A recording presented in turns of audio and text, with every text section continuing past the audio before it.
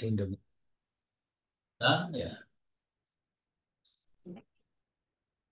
dalam program pendidikan nasional, dalam sistem pendidikan nasional dan undang-undang sistem pendidikan nasional ini sudah cukup lama ya, yaitu sejak tahun 2003 di Undang-Undang Nomor 20 tahun 2003 pada saat Menteri Pendidikan yang bertugas waktu itu adalah Pak Rektor kita, Rektor UMS dan Rektor UMM, yaitu almarhum Profesor Malik Fajar. Saya kira jasa Pak Malik sangat besar dalam membangun citra pendidikan di Indonesia. Nah, dalam Undang-Undang Sisdiknas tahun 2003 itu memberikan penanaman nilai-nilai agama yang cukup kuat. Hingga tujuan pendidikan nasional itu mengembangkan potensi peserta didik menjadi manusia yang beriman dan bertakwa, berakhlak mulia.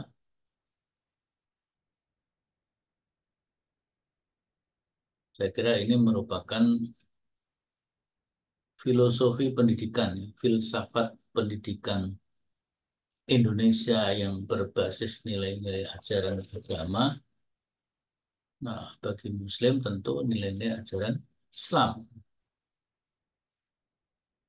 Itu sangat berbanding terbalik dengan pandangan-pandangan Menteri Pendidikan saat ini yang membawa citra pendidikan, bahkan bukan hanya citra, tapi realitas pendidikan di Indonesia mengarah kepada pendidikan yang liberal, ya, yang liberal, mulai banyak meninggalkan nilai-nilai ajaran agama. Jadi ini menjadi perhatian kita. Nah, dalam konteks pendidikan integritas anti korupsi ini, kita akan menggali fikih ya, fikih anti korupsi yang diterbitkan oleh Persyarikatan Muhammadiyah yang disusun oleh Majelis Tarjih dan Tajdid pimpinan Pusat Muhammadiyah.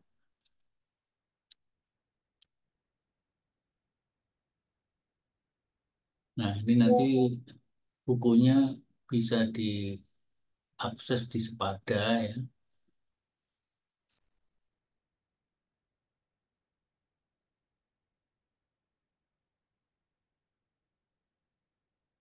Jadi ini pandangan fikih Islam ya. Pandangan Islam dalam hal ini adalah Majelis Tarjih Muhammadiyah ini. Fikih anti korupsi perspektif ulama Muhammadiyah dalam hal ini disusun oleh Majelis Tarjih dan Tajdid pimpinan Pusat Muhammadiyah. Nah, Muhammadiyah mempelopori penyusunan fikih yang diarahkan untuk melakukan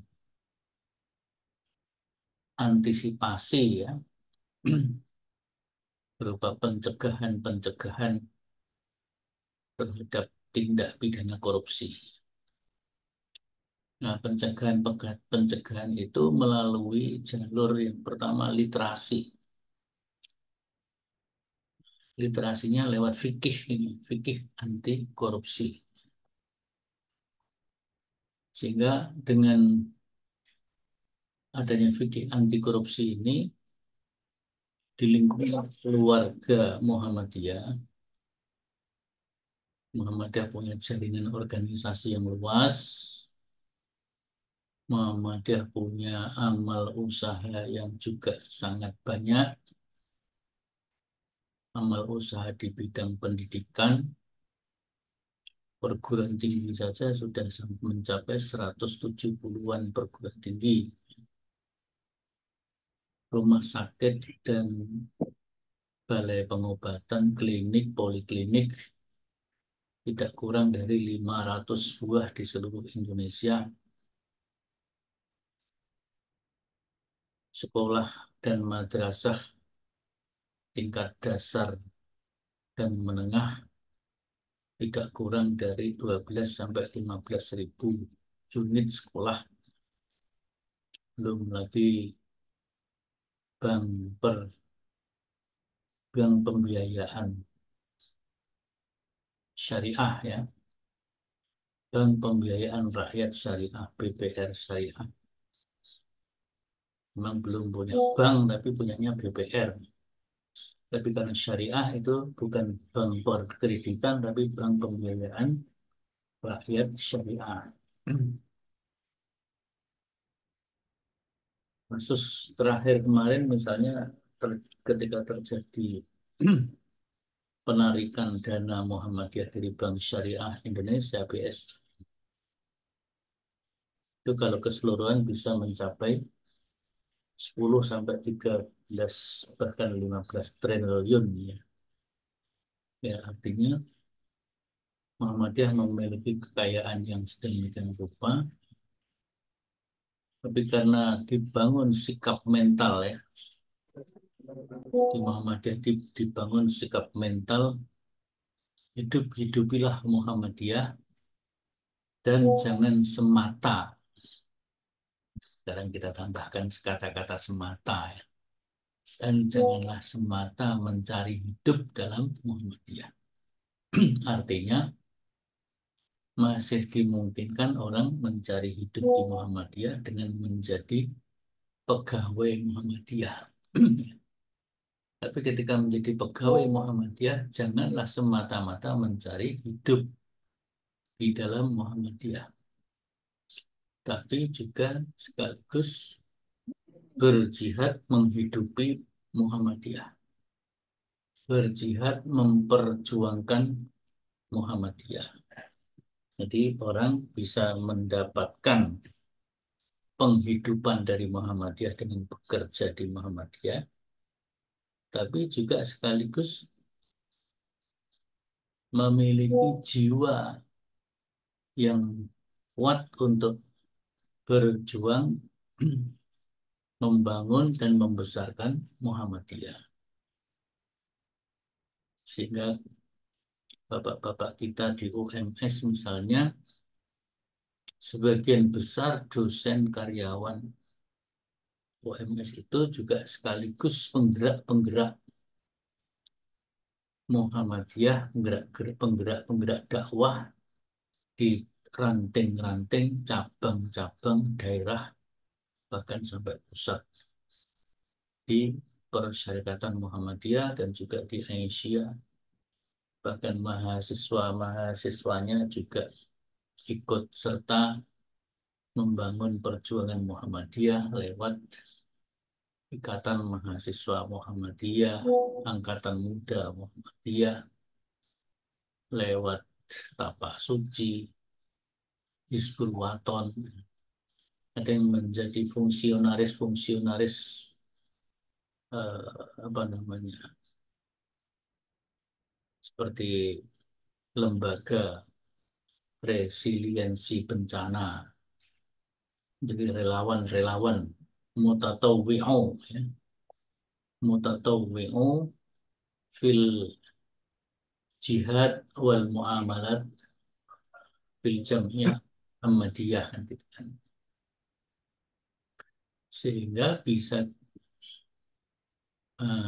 kita kita pahami, kita cermati di samping penanaman mental hiduplah Muhammadiyah dan jangan mencari hidup dalam Muhammadiyah, kemudian ada literasi fikih anti korupsi dan Tadi orangnya baca mas. sebagainya.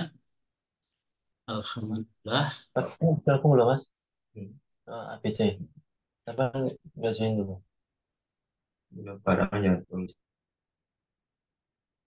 di Persyarikatan Muhammadiyah ini ya bisa kita katakan minim minim ya, untuk tidak mengatakan tidak ada sama sekali. Mungkin ada ya, kasus korupsi mungkin ada satu dua, wallahu a'lam. Tapi alhamdulillah bisa ditekan ya. Bisa ditekan seminim mungkin karena orang berkiprah di Muhammadiyah tidak bermotivasi untuk menumpuk kekayaan, mencari penghidupan semata ya. Saya katakan kata-kata semata ini supaya ya secara real, realistis, faktual kita yang menjadi pegawai-pegawai di Amal Usaha Muhammadiyah memang juga mendapatkan penghidupan dari bekerjanya di Amal Usaha Muhammadiyah secara profesional. Tetapi itu sekaligus ditanamkan sebuah pemahaman dari ayat Al-Quran ya, yaitu intan surullah yang surkum wa yusabbit aqdamakum. Sehingga kalau para pekerja, pegawai, dosen, dokter, para para medis,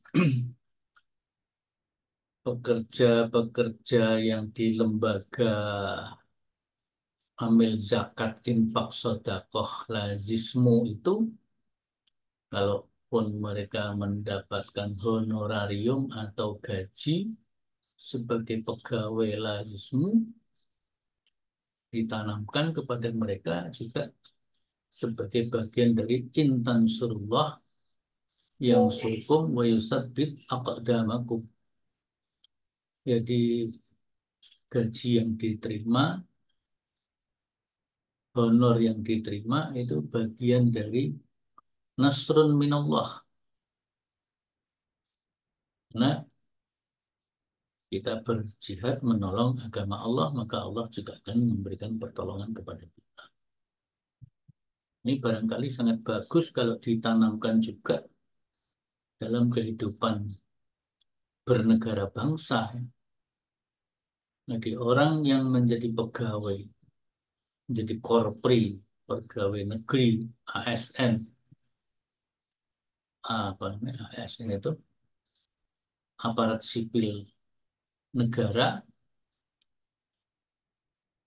ditanamkan jiwa berjuang mengabdi kepada negara, sehingga gaji yang diterima adalah bagian dari intan surullah yang surkum wa yusabbit aqdamakum. Mungkin negara ini juga akan semakin minimal minimal terjadinya tindak pidana korupsi. Saya kira apa yang dilakukan oleh Muhammadiyah bisa diikuti oleh negara, pemerintah. Karena memang Muhammadiyah ini lebih dulu lahir daripada negara Indonesia. Sehingga kedewasaannya sudah lebih tinggi. Nah, sehingga ketika kemarin Muhammadiyah itu terkait dengan Bank Syariah Indonesia, BSI, Muhammadiyah kan ingin memberikan pelajaran ya, agar Bank Syariah itu betul-betul melaksanakan fungsi-fungsi syariahnya untuk pengembangan dan membantu perekonomian umat, mengembangkan UMKM umat Islam dan rakyat Indonesia pada umumnya, tidak hanya memberikan modal investasi kepada konglomerasi, karena BSI kemarin ada kecenderungan ke sana, karena mereka menjadi pemegang modal terbesar, merger dari 3 bank besar, yaitu dari Bank Syariah Mandiri atau Bank Mandiri Syariah, kemudian BNI Syariah dan BRI Syariah. Mereka merger jadi satu menjadi Bank Syariah Indonesia yang menguasai permodalan syariah mencapai 50% lebih dari permodalan bank-bank syariah yang ada di Indonesia. Nah, akhirnya mereka menentukan sendiri, walaupun mungkin tetap ada Dewan Pengawas Syariah. Barangkali apa yang disampaikan oleh Dewan Pengawas Syariah kepada pengelola, ya, direksi dan sebagainya, direksi tidak memperhatikan masukan dan opini dari BPS secara memadai. Ya, ada yang diperhatikan, ada yang tidak, sehingga program-program pembiayaan yang dilakukan oleh BSI lebih banyak kepada apa namanya konglomerasi, bukan kepada UMKM, kira-kira begitu ya.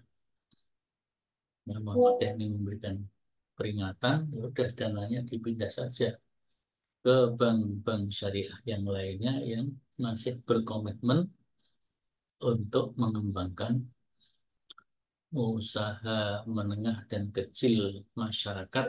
Tapi kalau manusia itu ada. Jadi seperti itu ya.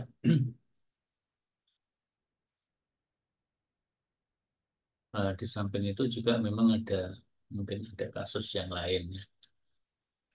Nah, inilah apa namanya fikih anti korupsi, menguatkan jiwa keluarga besar Muhammadiyah untuk membangun kehidupan yang bersih ya.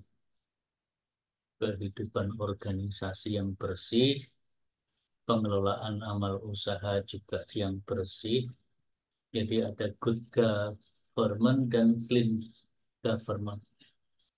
Governance ya, good governance dan clean governance di lingkungan Persyarikatan Muhammadiyah. Nah, mudah-mudahan juga bisa menular clean governance dan good governance itu kepada pengelolaan negara yang bersih dari. Nah, di dalam buku fikih anti korupsi ini di apa pemikiran-pemikiran strategis yang disebut dengan al-qiyam al-asasiyah, nilai-nilai dasar, nilai-nilai dasar Islam dalam bermuamalah, nilai-nilai dasar Islam tentang kriminalitas, nilai-nilai dasar Islam tentang apa namanya pidana, tentang pidana. Nah, di sini kan kalau kita lihat daftar isinya itu, ya di dalam pendahuluan disitulah nanti akan ketemu apa yang disebut tentang dengan nilai-nilai dasar Islam itu. Samping juga ada latar belakang yang ya menjadikan literasi tentang korupsi ini menjadi penting untuk dipahami oleh keluarga besar Muhammadiyah, sehingga Muhammadiyah menjadi organisasi yang kuat, amal usahanya juga kuat, pengelola-pengelolanya memiliki komitmen yang kuat untuk membersihkan diri dari pikiran-pikiran negatif termasuk korupsi ini. Nah, di sini ada yang pertama, ini kajian teoritik ya. Kajian teoritik berupa refleksi umum tentang korupsi, mulai dari pengertiannya, motif-motif, dan sebab-sebab terjadinya korupsi, jenis dan bentuk korupsi, modus operandi perilaku, dan tempat-tempat terjadinya korupsi. Kemudian bab ketiga itu ada dampak negatif, jelas ya. Korupsi tentu memiliki dampak yang sangat negatif terhadap masyarakat, negara, dan bangsa. Dampaknya itu bisa berupa dampak ekonomi, kemudian kesejahteraan pegawai dan rakyat,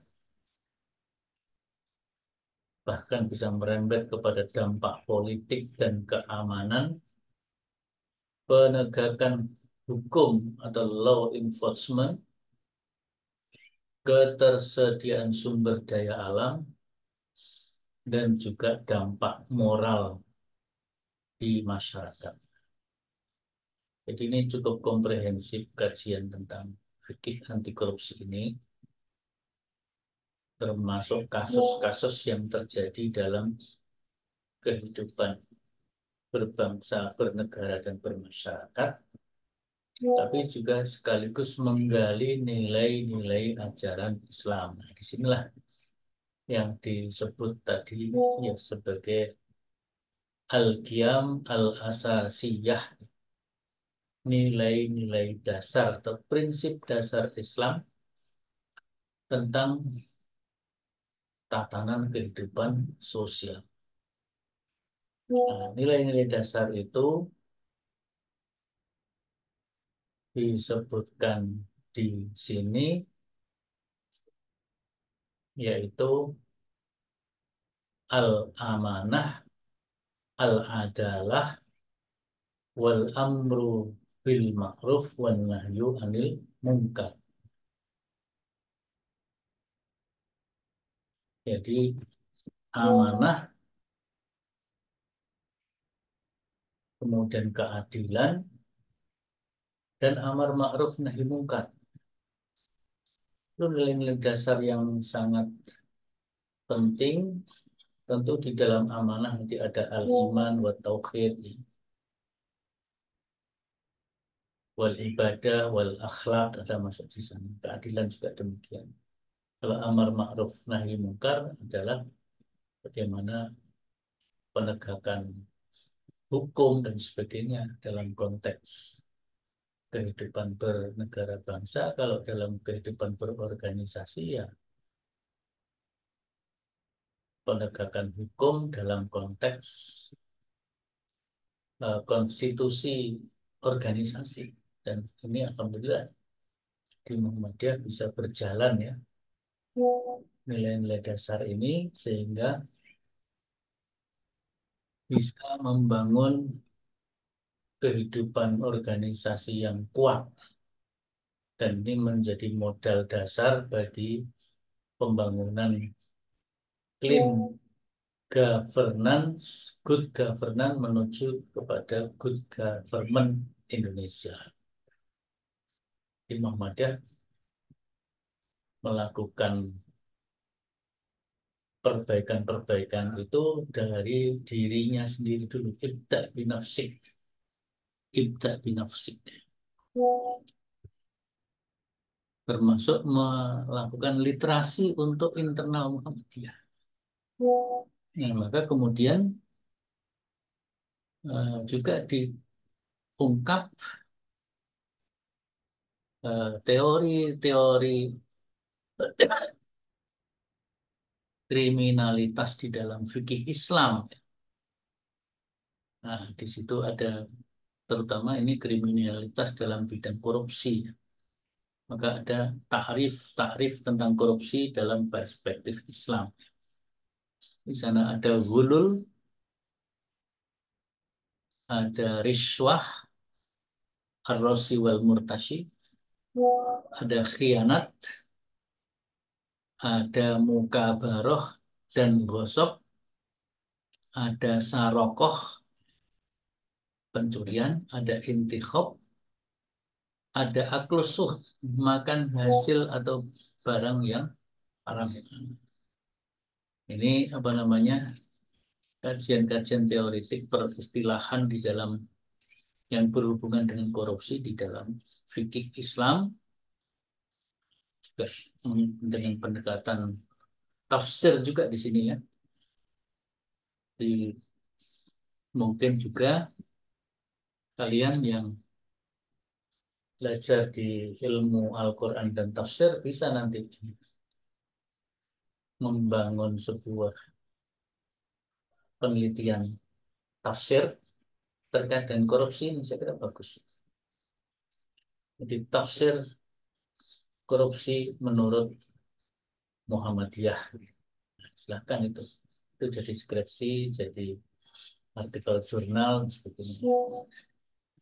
Nah, kemudian ada korupsi dalam sejarah. Ini terutama sejarah terkait dengan Islam, baik pra-Islam maupun di masa Islam. Kemudian ada tindakan hukum, sanksi hukum. Nah, kemudian di sini ada kasus-kasus meluruskan kesalahpahaman tentang pengampunan dosa. Memang Allah itu Ghafurur Rahim, Maha Pengampun. Tapi dalam konteks korupsi ini bagaimana implementasi di mana Allah Maha Pengampun. Kemudian juga misalnya dosa-dosa yang lain itu diampunkan kecuali dosa syirik. Innallaha la yaghfiru an yushraka bihi syai'an ayyushraka bihi wa yaghfiru ma duna dzalika liman yasha. Nanti seolah-olah korupsi nggak apa-apa, korupsi kan dosa yang terampunkan, yang tidak terampunkan kan syirik ya. Dan juga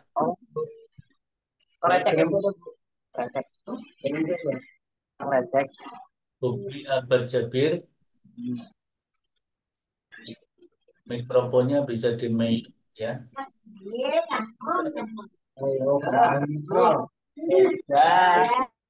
Bobi Abad Jabir, kalau ngobrol sendiri keluar saja ya.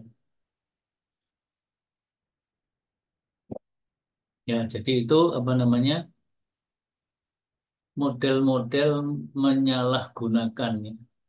Menyalahgunakan ungkapan-ungkapan dalam Quran ya. Hanya syirik dosa yang tak terampunkan, sehingga korupsi nggak apa-apa karena masih bisa diampuni. Nah, kalau kita korupsi bisa dihapus dengan menginfakkan harta hasil korupsi. Nah, ini kan. Kemudian perbuatan baik akan menghapus dosa. Seperti dalam hadis Nabi ya. Ittaqillaha haitsuma kunta wa adbi sayyi'atal hasanata tampuha. Nah, ini kemudian menggampangkan terkait dengan korupsi. Nah, itu nanti apa namanya? Pemahaman-pemahaman ya. Kemudian strategi pemberantasan korupsi perspektif Islam. Jadi ada pencegahan, ada penindakan. Nah, di situ dikemukakan pengalaman lembaga pemerintah kita, pengalaman negara-negara lain, juga pengalaman organisasi non pemerintah. Nah, termasuk di Muhammadiyah ini upaya-upaya untuk meniadakan korupsi itu apa namanya dengan berbagai media, sarana dan strategi dan juga langkah-langkah. Nah, jadi ini apa namanya fikih anti korupsi sebagai bagian dari literasi yang diberikan oleh Muhammadiyah, khususnya kepada keluarga besar Muhammadiyah, baik itu para pimpinan persyarikatan, pimpinan organisasi otonom, pengelola amal usaha, angkatan muda, mahasiswa, pelajar, semuanya mendapatkan literasi tentang integritas anti korupsi. Jadi sebenarnya kalau di Muhammadiyah ini pendidikan integritas anti korupsi sudah dilakukan secara komprehensif, baik itu teoritik maupun praktek, dan juga membangun sikap mental. Nah, fikih anti korupsi perspektif ulama Muhammadiyah ini juga melibatkan organisasi yang lainnya. Dalam hal ini juga Nahdlatul Ulama. Kita mengundang dari saudara-saudara Nahdlatul Ulama untuk memberikan masukan sebagai sesama organisasi Islam, memberikan masukan perspektif-perspektif yang mereka miliki sebagai bagian dari pengayaan literasi anti korupsi di lingkungan Muhammadiyah. Juga dari negara lain ya. Ini diambil dari Royal Netherlands Embassy. Jadi dari kedutaan Belanda ya. Kemudian juga sebuah LSM yaitu kemitraan atau partnership. Nah, ini menjadi lengkap ya. Apa namanya? Masukan-masukan dalam rangka membangun literasi fikih anti korupsi. Ini ada Majelis Tarjih dan Tajdid, pengurus besar Nahdlatul Ulama, kemitraan partnership, dan kedutaan besar Belanda. Nah, maka saya memberikan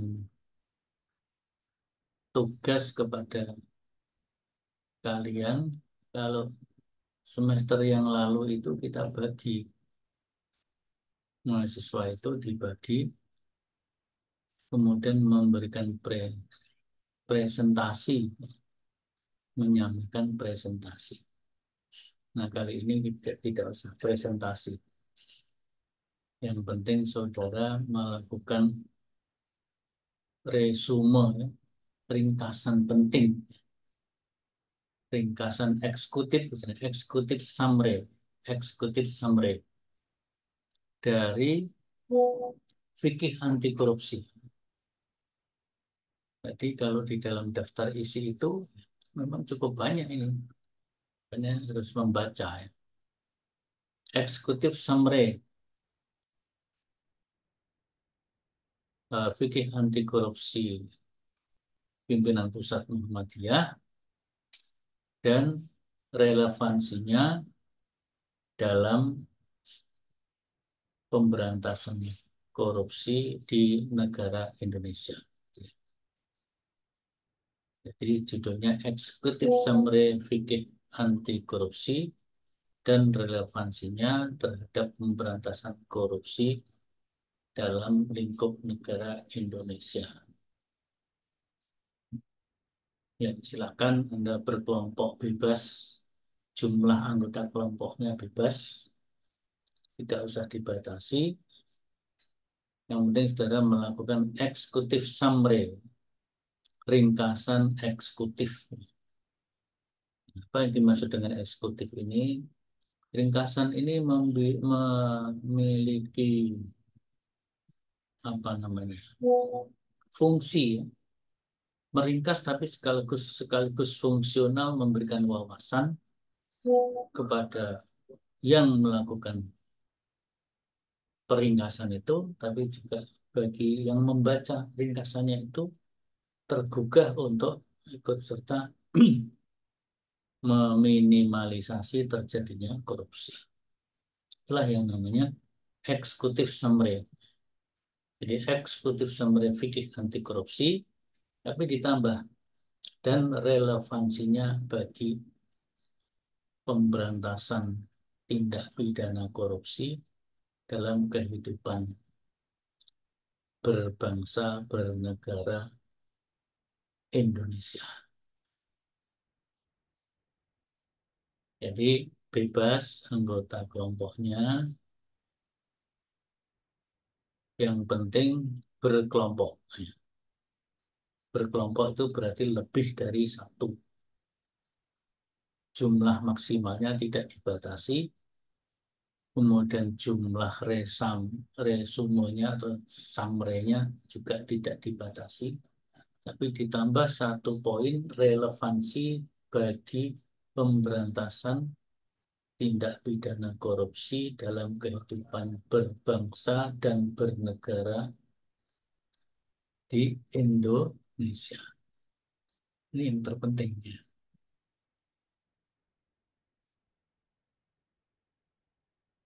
Nah, itu pendidikan integritas anti korupsi yang kita pelajari, kita langsung menukik kepada sebuah risalah yang komprehensif yang disusun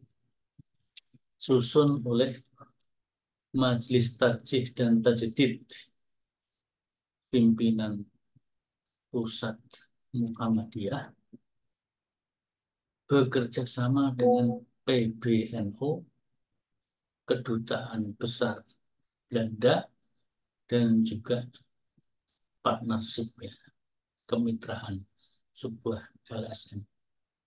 Kenapa itu Belanda? Karena Belanda memang sangat terkenal dalam pengamanan negara dari tindak pidana korupsi. Itu Belanda cukup terkenal.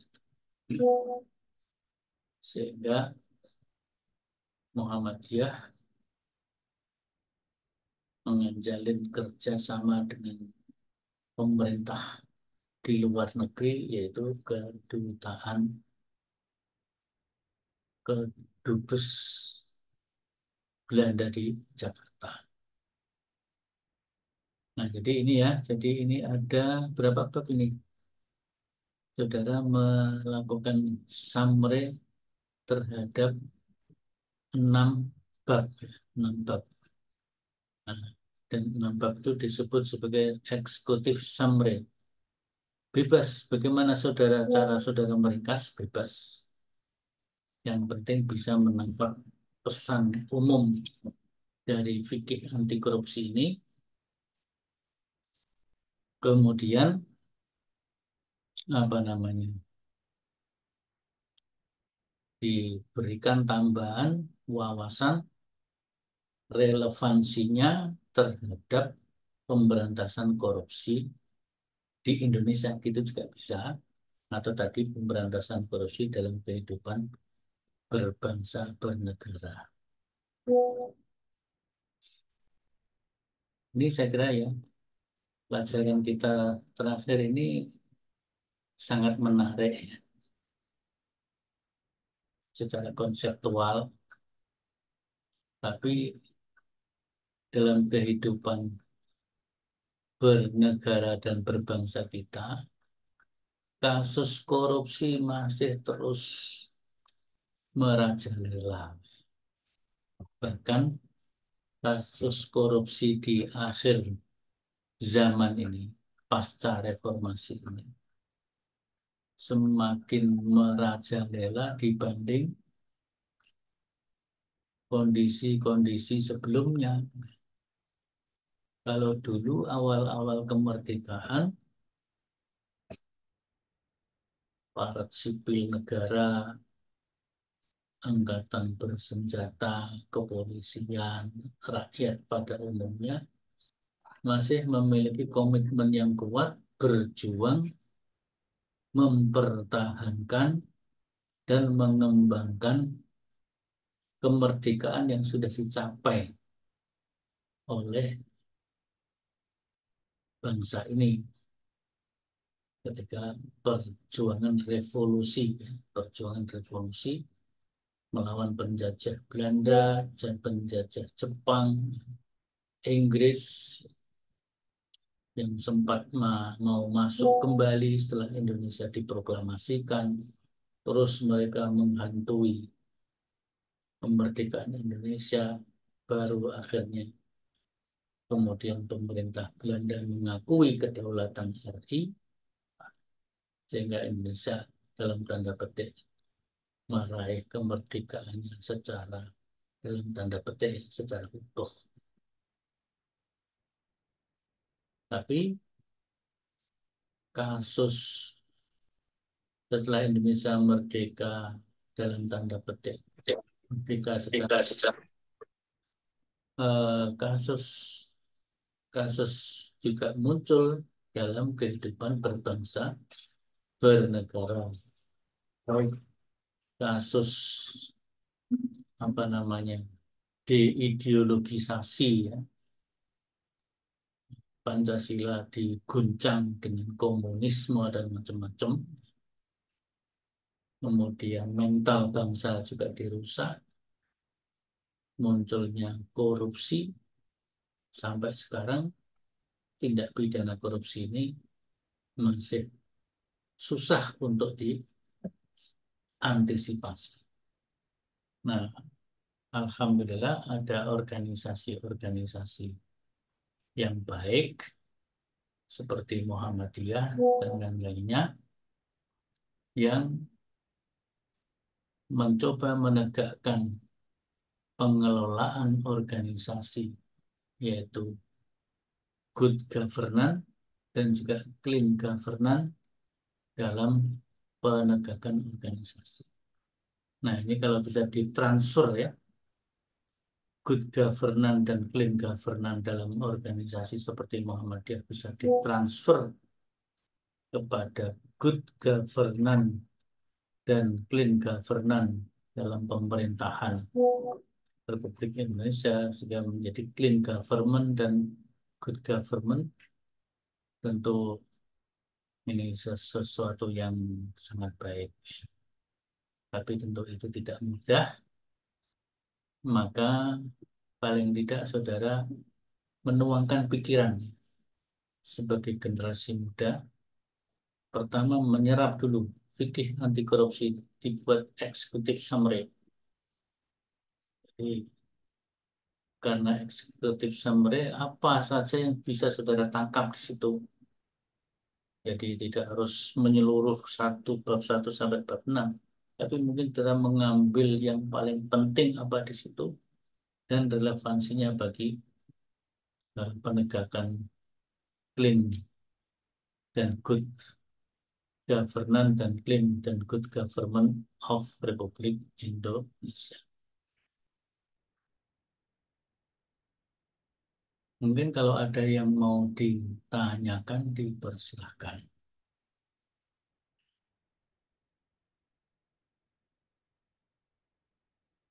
Apakah ada yang mau ditanyakan kira-kira?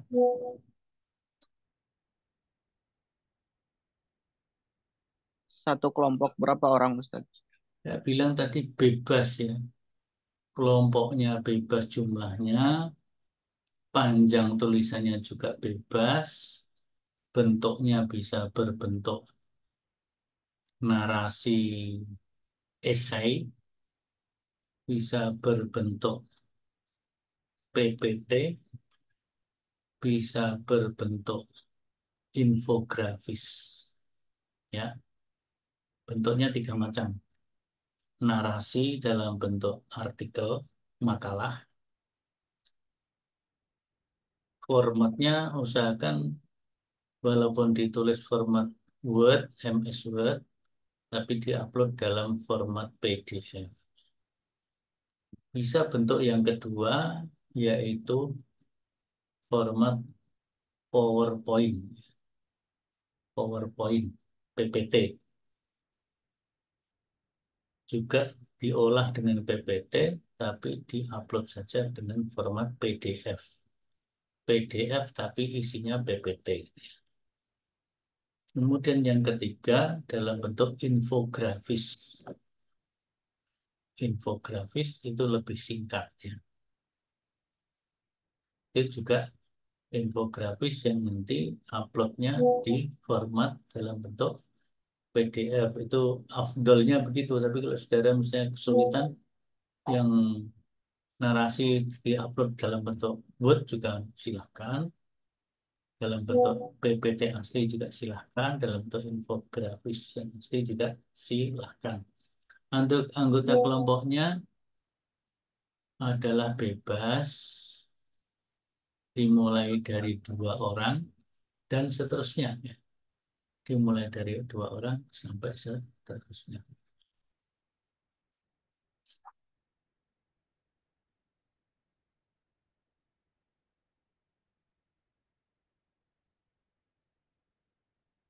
Itu ada pertanyaan lagi?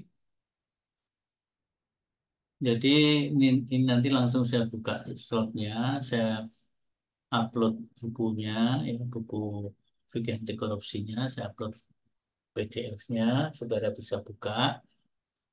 Kemudian saya beri slot assignment untuk mengumpulkan tugas eksekutif summary, nanti ada keterangannya juga. Kemudian saya siapkan juga apa namanya untuk pertemuan yang akan datang, tapi pertemuan namanya asinkronis. Asinkronis itu kita tidak perlu apa namanya ketemu langsung, dialog langsung, tapi saudara cukup membuka sepada apa yang ditugaskan di sepada, kuisnya kerjakan saja, gitu saja. Tapi kalau saudara ingin bertanya, silakan ditulis di chat dalam sepada itu juga. Kalau perlu bertanya, nanti akan saya buka, saya beri jawaban. Di pertemuan terakhirnya seperti itu. Apakah masih ada lagi?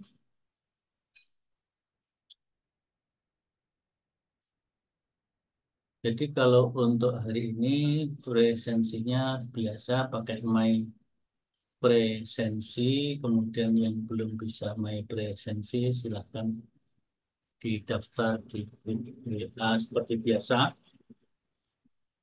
Sedangkan untuk pertemuan yang terakhir yang hanya dengan sepada, presensinya adalah saudara merespon di sepada.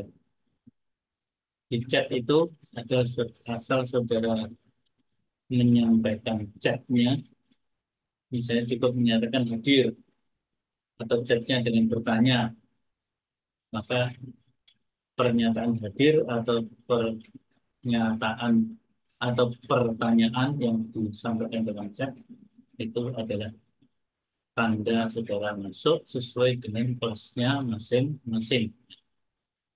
Itu untuk yang akan datang. Nanti juga saya umumkan itu di apa di sepadan. sebagai pertemuan terakhir asinkronis.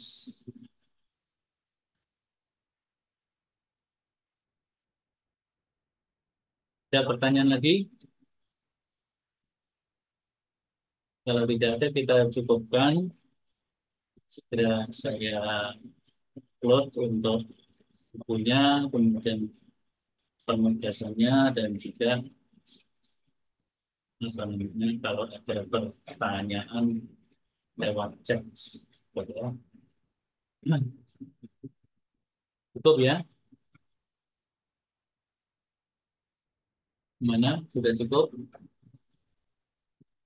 Ustaz. Baik, kalau sudah cukup, terima kasih.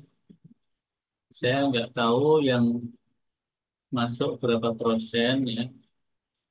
Kan kalau di peserta secara keseluruhan kelas A, B, dan C itu cukup banyak. Tapi ini yang hadir ada 60-an, 62 orang kalau tidak salah. Jadi saya percaya kepada saudara yang hadir, silakan menyatakan hadir lewat my presensi.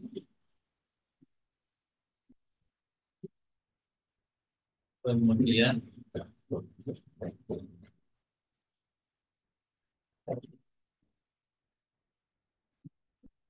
nah, jadi kalau keseluruhan peserta mata kuliah pendidikan kewarganegaraan ini ada 147. Sementara yang hadir di Zoom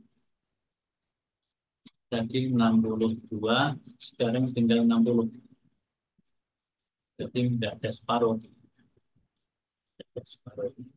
Tapi silakan saja. Dan yang penting, tolong dikasih tahu teman-teman yang belum masuk untuk bergabung dalam kelompok-kelompok.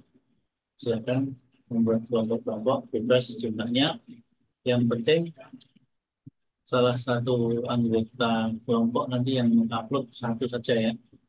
Yang mengupload satu saja, menyebut nama-nama anggotanya dan menggunakan bentuk tugasnya, apakah narasi artikel atau PPT atau infografis, semuanya menyebutkan nama-nama dan kelasnya,